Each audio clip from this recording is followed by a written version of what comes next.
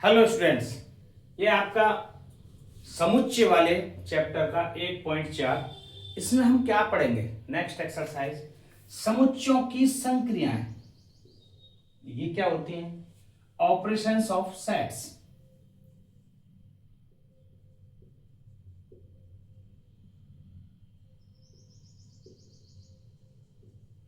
Operations of set मतलब समुच्चयों में क्या क्या संक्रियाएं संभव है। तो पहला, सम्मिलन।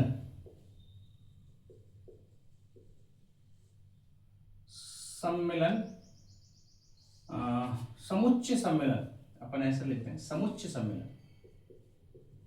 समुच्चय सम्मेलन।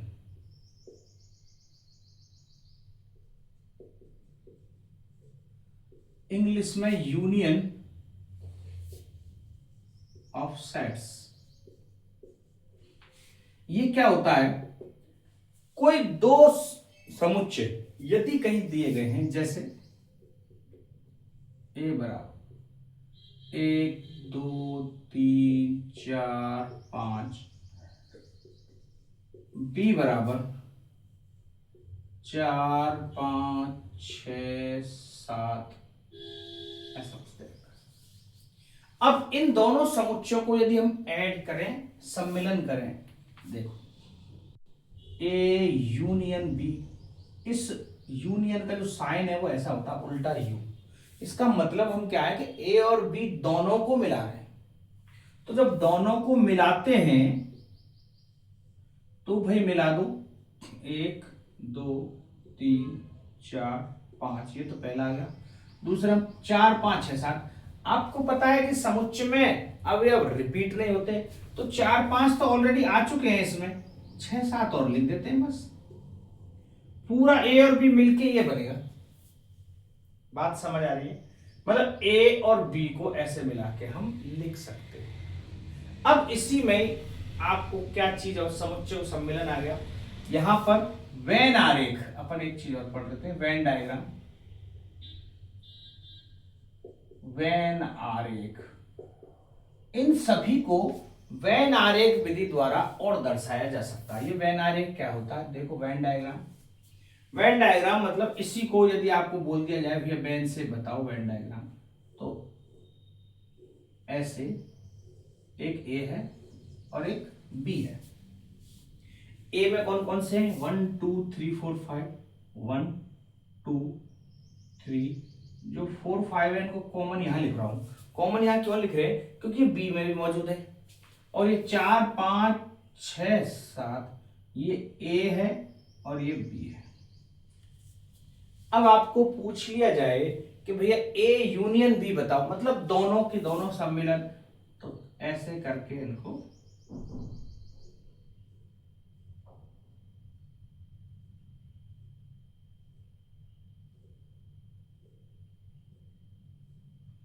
ऐसे डार्क लाइन से हम ये पूरे के पूरे सारे अवयव जिसमें कवर हो रहे हैं, ए और बी मिला के इसी को ए यूनियन बी कहते हैं। बात समझ में आ गई?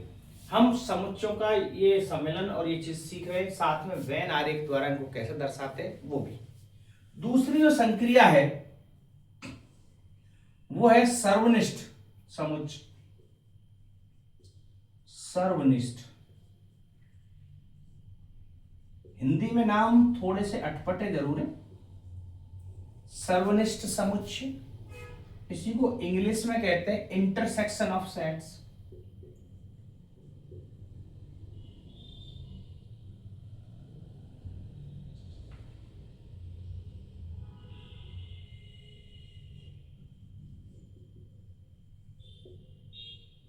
Intersection of sets. इंटरसेक्शन यदि किन्हीं का करें, इंटरसेक्शन का मतलब जब इन दोनों में कोई उभयनिष्ठ हो। इसका साइन क्या है? जैसे इसका साइन बताया अपन ने यू, ऐसा।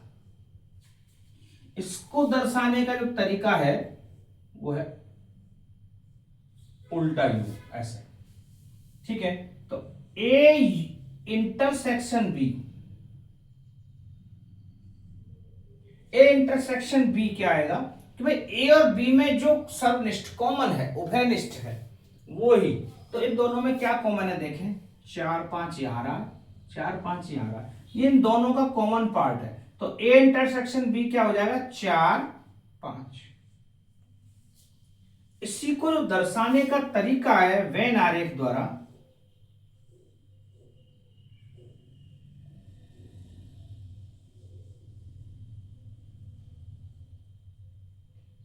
ये ए है, ये बी है, और यहाँ 4 5 इन दोनों में मौजूद हैं, 1 2 3 तो यहाँ है, और 6 और 7 यहाँ है।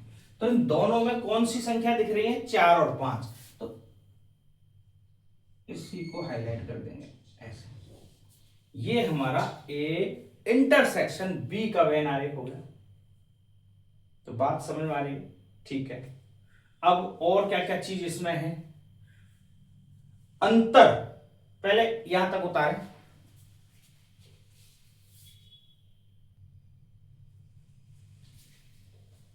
अब देखें समुच्चों में अंतर,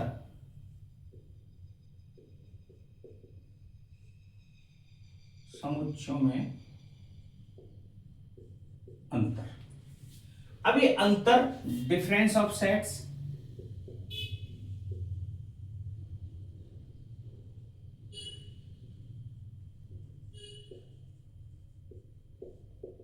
बस डिफरेंस करना है हमें। अभी अभी दो जो मैंने समुच्चय लिए वही की वही ले रहा हूं, मान लो 1 2 3 4 5, ये ए है, और ये बी 4 5 6 7, ये बी है। तो इनमें ए माइनस बी डिफरेंस, ए माइनस बी, अब ये निकालना है। तो ए माइनस बी मतलब ए में से बी के अवयवों को माइनस कर दो भाई, ये कहा गया। तो ए में तो 1 2 3 4 5, बी के अवयव 4 5 6 7, 6 7 तो इसमें है ही नहीं, तो केवल 4 5 माइनस होंगे, तो 1 2 और 3 बच जाएंगे। बात समझ आ रही है? देखो जरा इसका वेन आरेख कैसे बनाएंगे, ये वेन डायग्राम देखो इसका, 1 2 3 4 5 6 7, ये बी है, ये ए है। इस ए में से बी के ये खत्म कर दिए तो क्या बचेगा, ये 1 2 3 दिखेंगे केवल, बी वाले जितने भी अवयव थे वो सारे के सारे हटा दिए, किसमें से, ए में से। दूसरी बात, यदि इसमें से पूछ लेता बी माइनस ए,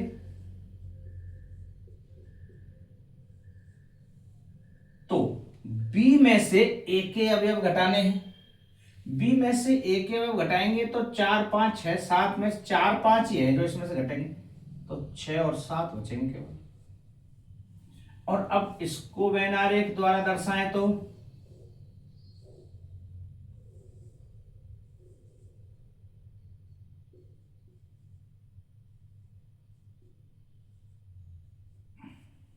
ए के पूरे पूरे अवयव हमें हटाने हैं, तो केवल बी के ये बचेंगे, बस ए के हमने हटा दिए, 6 और 7 बचे, ये जो यहां है। तो वेन आरेख द्वारा भी आपको दर्शाना आना चाहिए, और ये इनका, तो इसमें हमें एक चीज पता चल गई भैया, A minus B is not equal to B minus A, ये बराबर नहीं होते हैं। जबकि यूनियंस में और इंटरसेक्शन में इसके लिए लिख लें, जबकि ए यूनियन बी बराबर होता है बी यूनियन ए, ये बराबर होते हैं, और ए इंटरसेक्शन बी बराबर होता है बी इंटरसेक्शन ए, ये भी बराबर होते हैं।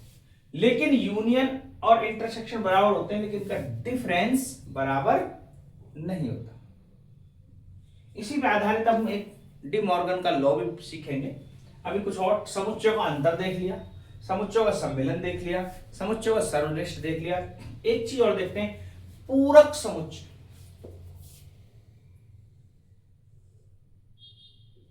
पूरक,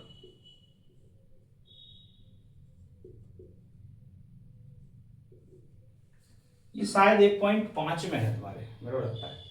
पूरक समुच्चय, चलो यही पढ़ लेते हैं, कोई बड़ी बात नहीं। पूरक समुच्चय, इसको क्या कहते हैं? डैश, ए डैश, इसको ऐसे बोला जाता है। अब ये डैश क्या चीज है? मतलब इसका मतलब है, ए डैश का मतलब ए समुच्चय को घटाना है। किस में से? जो यूनिवर्सल पूरा होगा उसमें से ए को घटाना है। हाँ, ये 1.5 में ही है, क्योंकि यहाँ यूनिवर्सल अभी दे नहीं रखा। तो मैं चलो यहाँ बता ही देता हूं। यूनिवर्सल जैसे एक दे रखा है ऐसा 1 2 3 4 5 6 7 8, ये तो है यूनिवर्सल। और ए दे रखा है आपको 1 2 3 4 और 5, ये ए दे रखा था। और ये एक यूनिवर्सल सेट और बना दिया मैंने। जो यूनिवर्सल सेट इन दोनों के पर लागू है, दोनों इन्हीं में से लिए गए हैं। और तो यहां पूरक समुच्चय पूछा जाएगा तो ए डैश, इसका मतलब यूनिवर्सल में से पूरा घटाना है। तो 5 तक घटा देंगे, 6 7 8 बचेगा, केवल 6 7 8, ये ही पूरक समुच्चय है ए डैश। जब भी ये डैश लग जाए कहीं, समझना कि इसको यूनिवर्सल में से घटाना है बस, और इस डैश का कोई मीनिंग नहीं है। हो सकता है इस a माइनस बी पर भी डैश लगा हुआ हो, तो a माइनस बी 1 2 3 है, इसको डैश लगा देंगे तो 1 2 3 इसमें से माइनस हो जाएगा, ये बचेंगे। b माइनस ए पर डैश लगा देंगे तो b माइनस ए 6 7 है, 6 7 माइनस कर देंगे, बाकी के बच्चे कुछ ये b माइनस ए का डैश निकल जाएगा। तो ये डैश ही पूरक समुच्चय को दर्शाता है। ठीक है, उतारने को ऐसा।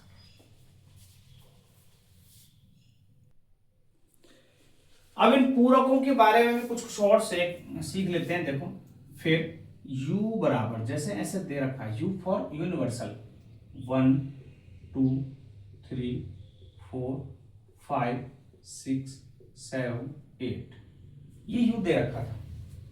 अब इसमें a दिया हुआ था 1 2 3 4 5, और b जो समुच्चय था हमारे पास वो था 4 4 5 6 और 7। ठीक है, तो a है, ये b है। अब इनमें क्या क्या चीज, जैसे हमने a डैश सीख लिया, b डैश भी आप आसानी से निकाल सकते हो, कोई बहुत बड़ा इश्यू नहीं है। कुछ कुछ चीजें हमें ऐसे सीखनी है कि क्या a डैश हमने निकाला, a डैश जैसे, तो a डैश का क्या मतलब हुआ, इस a को इसमें से घटाना है तो आता 6 7 8। तो इससे इसका कोई एक नियम बन के सामने आ रहा है। क्या आ रहा है? यदि हम a यूनियन a डैश कर दें, कुछ नियम निकल के आएंगे। फर्स्ट नियम ध्यान, a और a डैश का यूनियन करें, कभी दोनों को सम्मिलित कर दें, ये तो a है, ये a डैश है, इन दोनों का यूनियन कर दें, दोनों को जोड़ें तो 1 2 3 4 5 6 7 8 पूरा का पूरा u बन जाएगा ना। तो हमेशा u आता है, यूनिवर्सल सेट। ठीक है, बात समझ में आई है? चलो और देखें जरा दूसरा नियम कि a इंटरसेक्शन a डैश करें तो भाई ये रहा, ये a डैश रहा, दोनों का इंटरसेक्शन करें, क्या दोनों में कोई कॉमन है?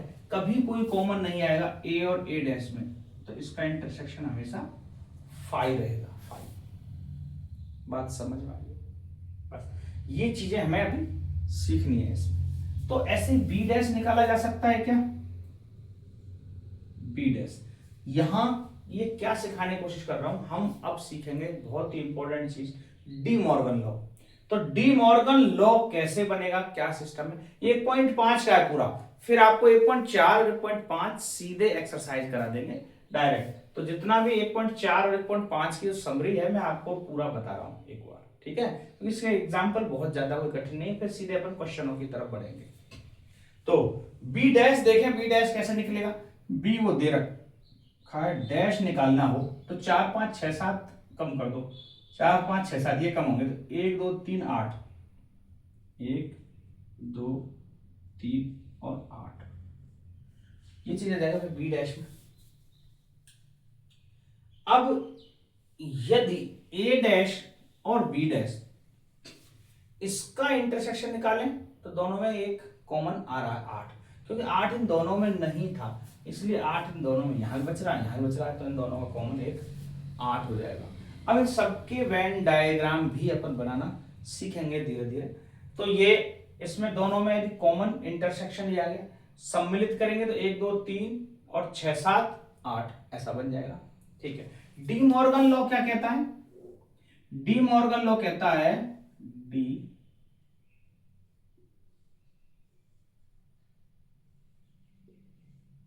ये आपको याद रखना है, कई जगह अपन जब प्रायिकता पढ़ेंगे वहां पर भी काम आएगा, है ना। डी मॉर्गन लॉ कहता है भैया ए यूनियन बी का डैश बराबर होता है ए डैश इंटरसेक्शन बी डैश। दूसरी बात ये कहता है यदि ए इंटरसेक्शन बी का डैश, इसका डैश निकालें तो ए डैश यूनियन बी डैश होता है, मतलब ये यूनियन की चिन्ह बदल जाता है। बस इतना सा मामला है। क्या इसको अपन प्रूव करके देखें, एक बार देख लेते हैं। A union B, A union B, अब ए यूनियन बी और निकाल लेते हैं एक बार। A union B,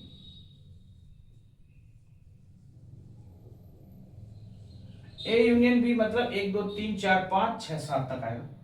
1 2 3 4 5 6 7, A union B होगा। यदि इसका डैश निकालना हो तो ए यूनियन बी का डैश, तो आप डैश समझ रहे हो, यू में से माइनस करना। इस सब को यू में से माइनस करेंगे तो क्या बचेगा? केवल 8, 7 तक माइनस में केवल 8 ही बचेगा, ए यूनियन बी। अब यहां देखें जरा, ए इंटरसेक्शन जो पहला है, ए यूनियन बी डैश क्या है? ये 8 ये बचा है, और ए इंटरसेक्शन ये रहा, ए डैश का ए डैश और एक बी डैश ये रहा, इन दोनों का इंटरसेक्शन केवल 8 है, ये भी 8 है। तो ये ऊपर वाली बात सही सिद्ध हो रही है, बिल्कुल। अब जरा देखें ए इंटरसेक्शन बी, क्या हमने यूनियन तो निकाल लिया, ए इंटरसेक्शन बी निकाला है? नहीं, ए इंटरसेक्शन बी बराबर ये भी निकाल लिया। ए इंटरसेक्शन बी निकालेंगे तो आपको पता है दोनों में कॉमन केवल 4 और 5 है। तो ए इंटरसेक्शन बी का डैश निकालें, ए इंटरसेक्शन बी का डैश यू में से घटा देंगे, केवल इसको यू में से घटाएंगे तो 1 2 3 4 5 घट जाएंगे, 6 7 और 8 रह जाएंगे। ये इंटरसेक्शन बी का डैश हुआ।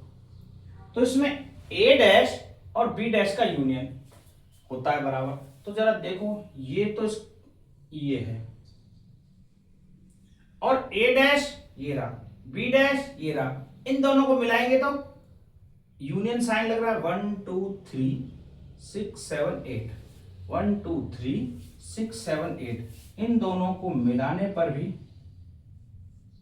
1 2 3 6 7 8 ही आ रहा है।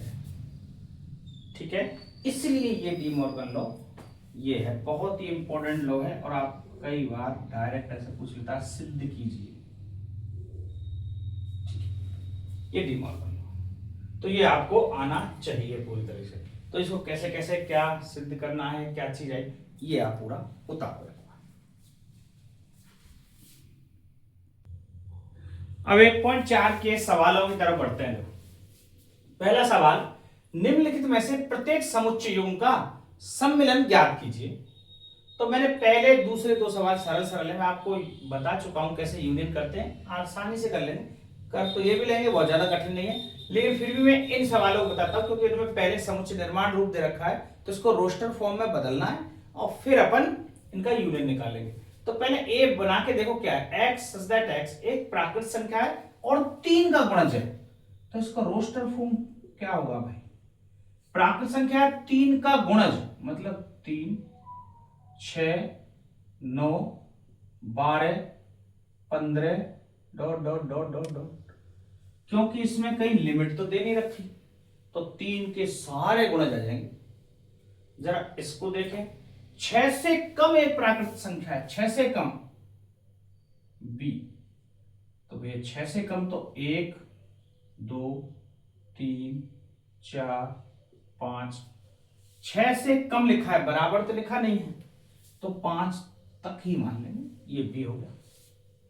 अब हमें निकालना है इनका a यूनियन b सम्मिलन, a यूनियन b, ये ज्ञात करने के लिए बोला। तो इन दोनों को ऐड करें, तो ऐड कैसे करते हैं? इसके सारे अवयव और इसके सारे अवयव, तो इसके सारे अवयव 1 2 3 4 5, पहले ये अवयव ले लेते हैं सारे। अब देखो इसके कौन कौन से अवयव आ गए, 3 आ गया, 6 तो नहीं आया ना। अब यहां से 6 9 12 15 और डॉट डॉट डॉट, तो ये तो खत्म होने का नाम ही नहीं लगा। आगे 3 के गुणज बोला है और प्राकृत संख्या बोला है, ऐसा बोला नहीं इतने से कम है। यदि ऐसा कुछ लिमिट लगी होती कि इतने से कम है, तो 3 के सारे गुणज भी मौजूद है इसमें और 6 से कम प्राकृत संख्या भी मौजूद है, तो इन दोनों को सम्मिलित कर दिया। बात समझ है? ठीक, इसको देखें जरा, x सच दैट x एक प्राकृत संख्या है जो 1 से बड़ी है लेकिन 6 के बराबर, यहां देखो बराबर का साइन लगा है, 6 से छोटी है और बराबर भी है, तो a बराबर इसमें, यहां a बराबर हुआ 1 2 3 4 5 और 6, ये a बराबर हो गया। b बराबर यहां देखेंगे तो क्या आएगा, b बराबर 6 से बड़ी और 10 से छोटी, तो 6 से बड़ी 7 8 9 और 10, 6 से बड़ी और 10 से छोटी, ये b आ गया। ठीक है, अब बोला गया है इनको सम्मिलित कीजिए, सम्मिलन करें इनका, तो a यूनियन b, तो a यूनियन b दोनों को ऐड कर दें, 1 2 3 4 5 6 7 8 9 10, a यूनियन b सबको मिला देंगे तो 1 से लेके 10 तक पूरे अंक आ जाएंगे। बोलो बात समझ आ रही है? इतना यूनियन है, a तो ये है, b ये है, 5। यदि इन दोनों का हम यूनियन निकालें a यूनियन b, तो ध्यान रखो 5 के साथ में यदि किसी का यूनियन निकाल रहे हो तो वही के वही समुच्चय आ जाता है। 5 के साथ निकाल रहे हैं तो रिक्त समुच्चय खुद, ये पूरा 1 2 3, तो 1 2 3 पूरा आ जाएगा। ओके, ये आपका पहला सवाल कंप्लीट। ये सवाल नंबर देखें, दूसरा और तीसरा एक जैसा सवाल है। दूसरा सवाल क्या कह रहा है, मान लीजिए a बराबर ये है, b बराबर ये, तो क्या a सबसेट है b का? तो अब बताओ, b में तो a b c 3 है, a में केवल 2 है, तो ये a b इसमें है कि नहीं अवयव है, तो मतलब a इसका सबसेट होगा कि नहीं? जरूर होगा, तो ये इसका सबसेट है, बिल्कुल है साहब, यस जरूर है। तो यदि इसका सबसेट है तो फिर पूछ रहा है भैया a यूनियन b बताओ, तो जब जिसका जो सबसेट होता है a यूनियन b दोनों को मिश्रित करेंगे तो जो इसका सुपर सेट होता है वही आएगा बन के a b, ये इसका सबसेट है, ये इसका सुपर सेट है, मतलब ये उपसमुच्चय, ये इसका अधिसमुच्चय है। जब आपस में इन दोनों को मिलाएंगे तो जो अधिसमुच्चय होता है वो ही बन के आता है। तीसरा सवाल क्या कह रहा है कि क्या ऐसा कोई माने जो a b का सबसेट हो और उन दोनों का यूनियन क्या आएगा, तो दूसरा तीसरा दोनों के दोनों एक ही जैसे सवाल है, बिल्कुल है ना, ये होता है। चौथा सवाल देखें, इस टाइप के सवाल हैं, इसमें यूनियन और इंटरसेक्शन पूछ जाएंगे जो आप आसानी से निकाल सकते हो। यहाँ तीन तीन वाले भी दे रखे हैं, ये बताऊंगा। पहले देखें ए यूनियन बी, ये ए बी सी डी चार दे रखे हैं, इनमें सब अलग अलग दे रखे। A union B, A area B area, इन दोनों को आपस में ऐड करेंगे तो 1 2 3 4, 3 4 यहाँ ऑलरेडी आ गए, 5 6 तक लिख दो। 1 2 3 4 5 6, ये ए यूनियन बी हो। ए यूनियन सी देखें तो 1 2 3 4, सी में 5 6 7 8, 1 2 3 4 5 6 7 और 8। बी यूनियन सी देखें तो 3 4 5 6, 5 6 7 8, तो 3 4 5 6 7 8 आ जाएगा। 3 4 5 6 7 और 8। बी यूनियन डी देखें तो ये बी है, ये डी है, 3 से लेकर 10 तक पूरे आ जाएंगे। 3 4 5 6 7 8 9 और 10। अब इसमें बोला A union B union C, तीनों का बोल दिया जाए तो इसको इसको और इसको ऐड करना है बस। तो जब हम तीनों के अवयव ऐड करेंगे तो 4 तक तो ये हैं, 6 तक ये आ गए, 8 तक ये हो गए, पूरे 8 तक लिख दो। 1 2 3 4 5 6 7 और 8। मान लो इसी में इंटरसेक्शन पूछ लिया जाता, ए इंटरसेक्शन बी, तो ए इंटरसेक्शन बी 3 4 है। फिर इंटरसेक्शन सी 3 4 तो यहां है, और फिर इसमें 3 4 है नहीं, तो वो 5 आ जाता, ध्यान रखना, ठीक है। यहां ए यूनियन बी, इसमें इसको जोड़ेंगे तो सीधा सा ये अपने पास ए यूनियन बी है, ये 1 2 3 4 5 6, फिर यूनियन डी और बोला है, तो 5 6 में 7 8 9 10 और जोड़ देते हैं तो पूरे 10 तक आ जाएगा। 1 2 3 4 5 6 7 8 9 और 10, क्योंकि 6 तक तो ए यूनियन बी ये रहा, अब इसमें यूनियन डी और करना है, डी 7 8 9 10 है तो वो जोड़ दिए, ठीक है। B union C, B union C कहां ये रहा, 3 से लेके 8 तक है, इसमें डी और जोड़ना है तो 3 से लेके 10 तक बन जाएगा, 1 2 नहीं आएगा बस इसमें। 3 4 5 6 7 8 9 और 10, ये यूनियन का तरीका। अब अगले सवाल में शायद इंटरसेक्शन पूछा है, छठवें में, पांचवें में कुछ और, पांचवें पहले सवाल के यूनियन या इंटरसेक्शन पूछे, उतारेगा। अब पांचवा और छठवां मैंने आपके लिए छोड़ा है, सातवां सवाल देखें एक बार।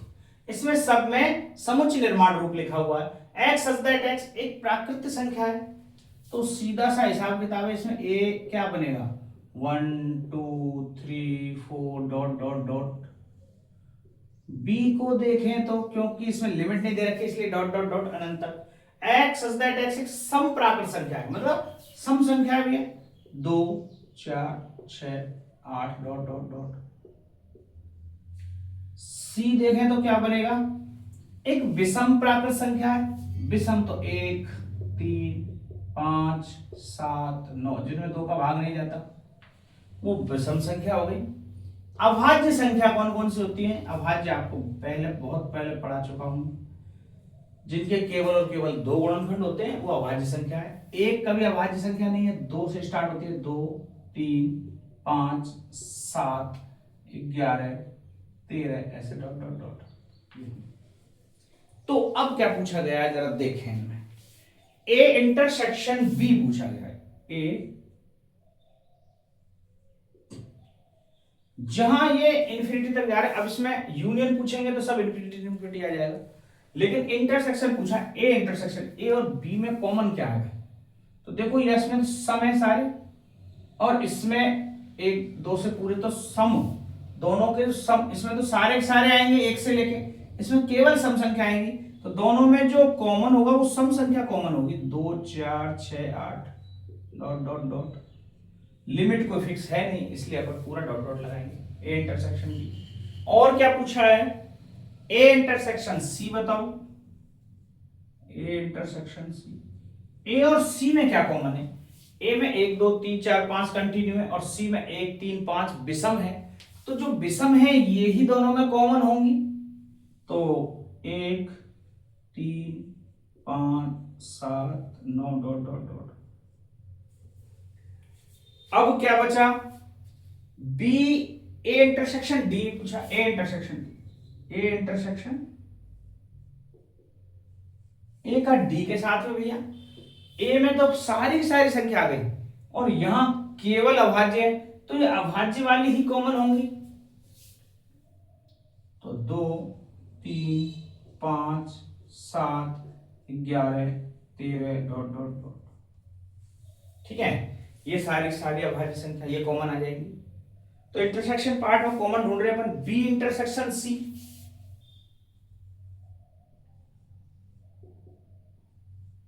पांचवा और छठवां सवाल आपके लिए छोड़ दिया, सिंपल ऐसे ही है, कुछ कठिन है नहीं। पांचवे में जो अपन पहला सवाल जो किया है उसमें से इंटरसेक्शन छांटने, तो पहले के सब हम बना बना बताई दिए, उसमें से इंटरसेक्शन छांट लेंगे। और छठवें सवाल में नीचे कुछ दे रखे हैं उसमें से इंटरसेक्शन छांट।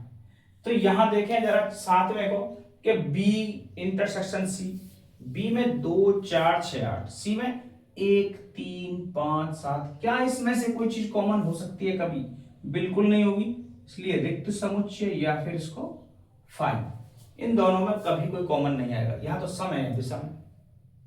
ठीक है, तो five answer B intersection D.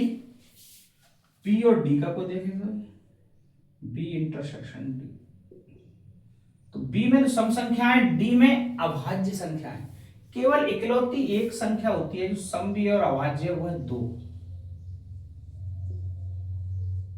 ये सम संख्या भी और अभाज्य भी है, दोनों में आ रही है और कोई कॉमन आ ही नहीं। B intersection D. और देखिए सी इंटरसेक्शन डी, क्या इन दोनों में? हाँ, इन दोनों में तो हो सकते हैं काफी।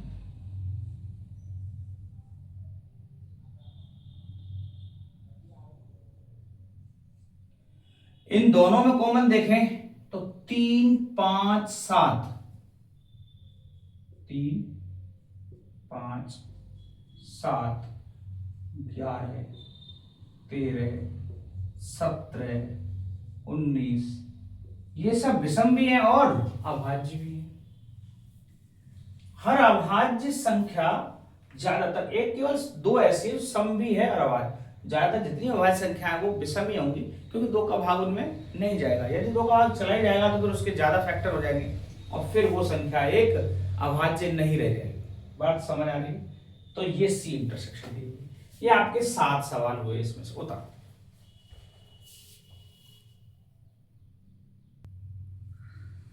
ये 8वां सवाल देखें एक बार, निम्नलिखित समुच्चयों में से कौन से असंयुक्त युग्म है? असंयुक्त मतलब जिसमें कोई कॉमन ना हो, जिनका इंटरसेक्शन हमेशा 5 है, मतलब उनको कॉमन ही नहीं हो, उन्हीं को असंयुक्त युग्म कहते हैं, जिनमें कोई संयुक्त ही नहीं है। ठीक है, समझ रहे?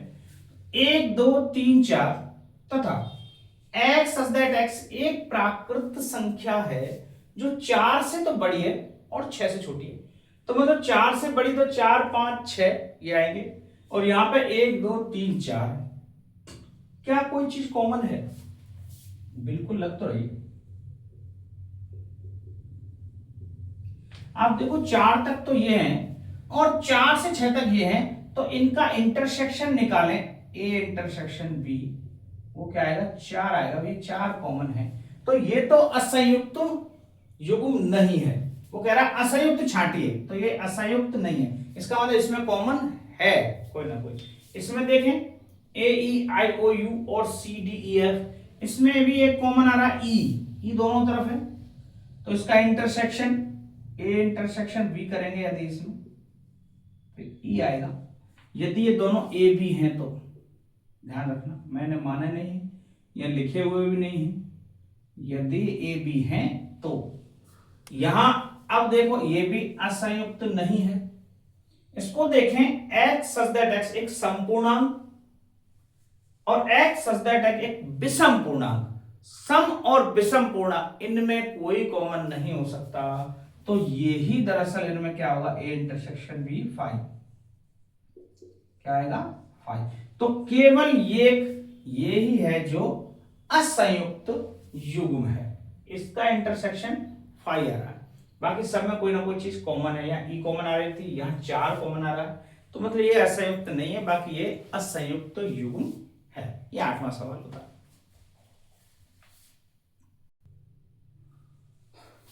9वां सवाल मैंने आपके लिए छोड़ा है, 10 12 है उसमें a minus B, B minus C, C minus उसके उन अवयवों में से घटाना, उसी के जैसा ये 10वां है। मैं एक ये बता देता हूं, वो आप खुद से कर लेना, बहुत ज्यादा कोई कठिन है नहीं चैप्टर, ठीक है। x ये दे रखा a b c d, y f b d g, तो x माइनस वाई, x में तो ये है, y में ये है, कौन सी चीज इसमें से घट सकती है भाई? d है, केवल d कॉमन है, b है, b कॉमन है, b और d घट सकते हैं, तो क्या बचेंगे? a और c ओनली। तो x माइनस वाई क्या आएगा? a c। y में से x घटाएं तो y में ये b और d ये दोनों कॉमन है, बस b है d है, यहां भी b है और d है, तो यहां बच जाएंगे f और g, क्योंकि मैं y में से इसके अवयव घटाऊंगा, f और g, बस ये समझना। जब x में से y के अवयव घटा रहे हैं तो x वाले अवयव शेष बचेंगे, जब y में से x के अवयव घटाए जा रहे हैं तो y के अवयव शेष बच जाएंगे, ठीक है। और दोनों में कॉमन पूछा गया है, तो ये दो कॉमन ये b और d, और कुछ है भी नहीं, बस इतने से सरल सरल सवाल है, ठीक है। तो 9वां सवाल है, उसमें बहुत सारे हैं, तो इसलिए मैंने आपको दिया हुआ करने को। चलो उतारें। एक 11वां सवाल देखें, ये काफी अच्छा सवाल है बढ़िया, कि यदि r वास्तविक संख्याओं और q परिमेय संख्याओं का समुच्चय है तो r माइनस q क्या होगा? मतलब आपको पता होना चाहिए वास्तविक संख्याएं किन किन से मिलके बनती हैं। तो जो रियल नंबर है हमारे, जो वास्तविक संख्याएं हैं,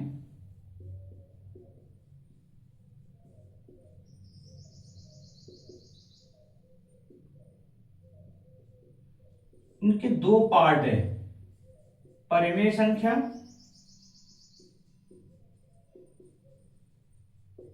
और अपरिमेय संख्या।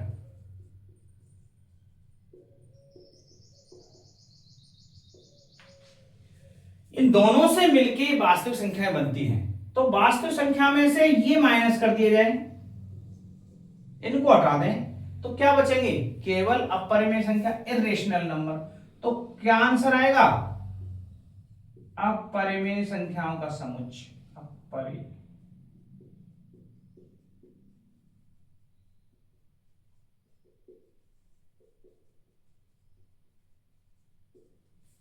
यदि वास्तविक संख्याओं के समुच्चय में से परिमेय संख्याओं के समुच्चय घटा दें तो अपरिमेय संख्याओं का समुच्चय प्राप्त हो जाएगा। बात समझ में आई? ये 11वां। 12वें में आपको यस नो टाइप के हैं, सत्य असत्य छांटिए, बहुत ही सरल है, वो खास नहीं, मैं आपको ये बता देता हूं। जैसे 12 में दिए गए इनमें कौन सा सत्य है कौन सा असत्य है। 2 3 4 5 एक समुच्चय दे रखा है, 3 और 6 असंयुक्त समुच्चय है। क्या ये असंयुक्त है? भैया बिल्कुल नहीं है, 3 दोनों की तरफ है, 3 इधर भी है 3 उधर भी है, तो असंयुक्त नहीं है। ये कह रहा है असंयुक्त है, इसका मतलब ये असंयुक्त नहीं है, तो गलत हो गया, असत्य है बात ये। दूसरी बात, A I O U A B C D में असंयुक्त है, बिल्कुल ये भी असंयुक्त नहीं है, ये भी गलत हो गया, क्योंकि ए दोनों जगह आ रहा है, ए इधर भी है ए इधर भी। थर्ड देखें, 2 6 10 14 और 3 7 11 15, क्या इसमें कोई कॉमन है?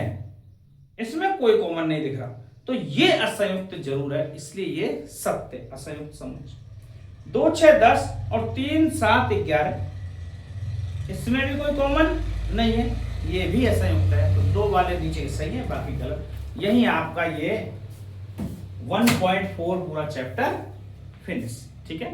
अब नेक्स्ट एक्सरसाइज 1.5 कराएंगे, तब तक के लिए धन्यवाद।